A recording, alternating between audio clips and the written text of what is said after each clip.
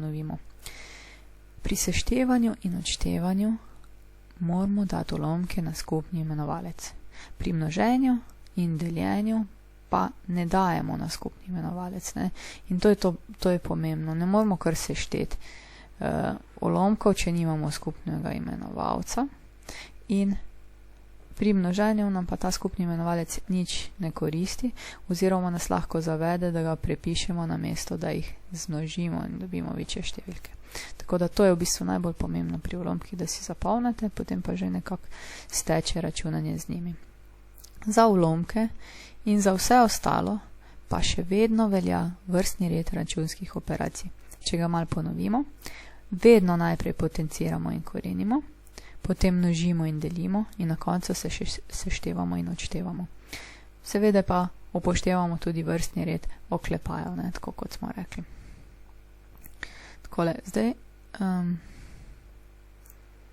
zdaj še pa nekaj nalog.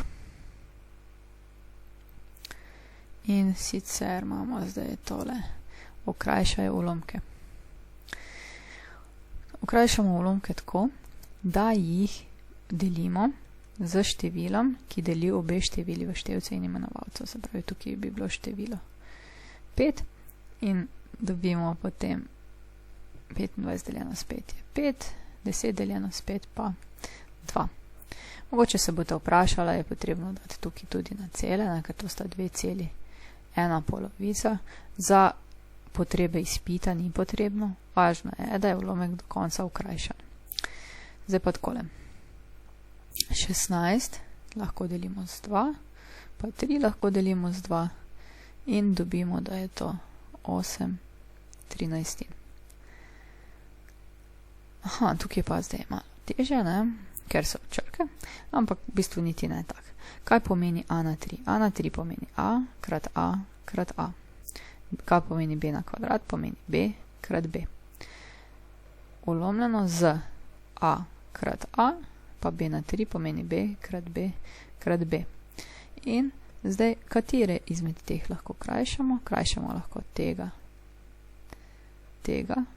se pravi 2a tu z 2a spodaj.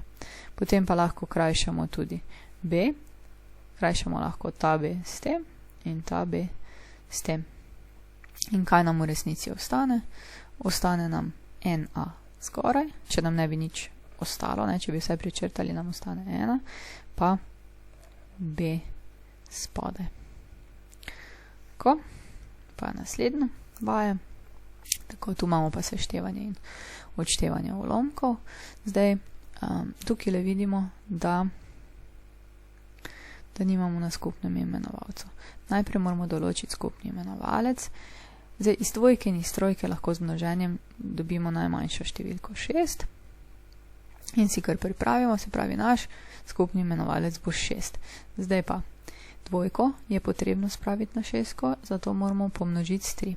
Ampak, če množimo imenovalec, potem moramo množiti tudi števec. 1 krat 3 je 3. In isto se zgodi pri drugem primeru. Zdaj imamo pa 3, da pridemo do našega skupnega imenovalca 6, moramo pomnožiti z 2. Ampak, če smo množili spodaj, moramo množiti tudi obvezno zgoraj. Tako da dobimo potem tukaj 4 šestine. Zdaj pa smo rekli 3 minus 4 odštejemo, ulomljeno z 6, zgoraj dobimo minus 1, spodaj pa 6. Takole. Dobro, gremo naprej. Tu pa imamo pa zdaj 3 cele. Kako pa pretvorimo zdaj 3 cele v ulomek? Tule damo 3 ulomljeno z 1. Se pravi, tale del nam precej koristi. Če imamo celo številko, lahko od spodaj napišemo enine, zato da dobimo v ulomek. In zdaj lahko določimo skupni imenovalec. Skupni imenovalec med 1, 2 in 4 je kar 4. Lahko si že prej nastavimo tole 4 pa minus 4. Zdaj, naš zadnji je že kar na četrtino, zato lahko damo 1. Dvojko pomnožimo z 2, da dobimo 4, ampak če smo množili imenovalec, moramo množiti tudi števec, se pravi 2 krat 1 je potem 2. Potem pa tole, enko moramo množiti z 4, ampak če smo množili imenovalec, moramo množiti tudi števec. To je dobro, da si ta stavek ponavljate v glavi, zato da dobite nekako tako v avtomatiko, da vam pride. Tako imamo zdaj četrtine, se pravi 4 prepišemo, zgoraj pa seštejemo in odštejemo. 12 plus 2 je 14, minus 1 je 13. Takole pa pojdimo k naslednjemu primeru. Tukaj vidimo, da imamo pa že oklepaje. Zdaj tale oklepaj potenciramo. Potenciramo tako, da potenciramo vsakega v ulomku. 1 na kvadrat je 1, 2 na kvadrat je 4 krat. V tem oklepaju moramo pa paziti, oklepaj ima prednost, to pomeni kaj? Da bomo najprej odšteli v oklepaju, pa potem pomnožili. Oklepaj bom zaenkrat prepisala. Tukaj pri 1 cela dopišemo še enine, da bomo lažje določili skupni imenovalec.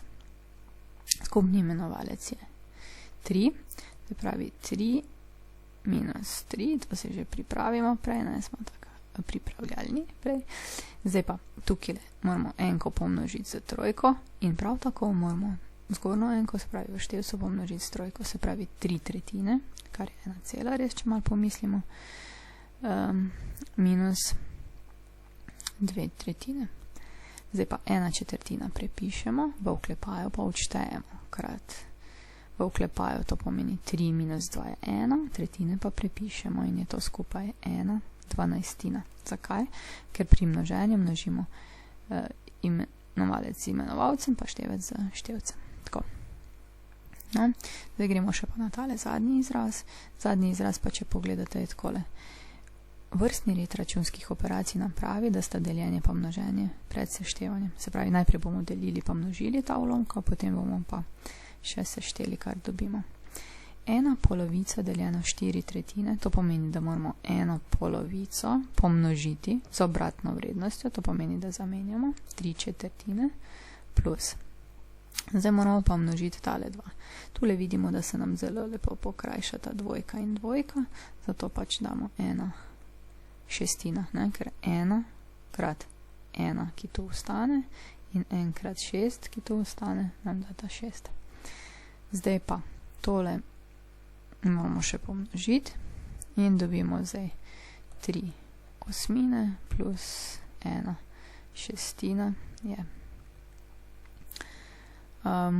Zdaj 8 pa 6, skupni imenovalec bi bilo koliko? 24 se zelena spomnim iz glave, a ne? Zdaj pa kako dobimo zdaj iz 8 ke 24? To pomnožimo s 3, ampak če množimo imenovalec, moramo množiti tudi števec. Zdaj pa tole 6 krat 4, ampak če smo množili imenovalec, pomnožimo tudi števec. Kaj naredimo? Ja, skupni imenovalec imamo, zato lahko tako tole tudi odštejemo. Sedaj pa kaj? 9 plus 4 je 13, ulomljeno z 24. Tako. No, zdaj še pa nekaj samostojnega dela za vas. Upam, da ste v tej lekciji uživali. Tole si prepišite, poskusite še uporabiti neki stvari s potencami, pa bomo v naslednjem videu rešili tudi te primere, ne. Res poudarjam pa tole, mogoče zdaj prvič v tem videu, da je samostojno delo precej pomembno, da sami malo razmislite, če znate, če se vas je to prijelo, še morate kako drugo vajo. Poleg tega, hvala za pozornost, pa se vidimo slišimo v bistvu naslednji.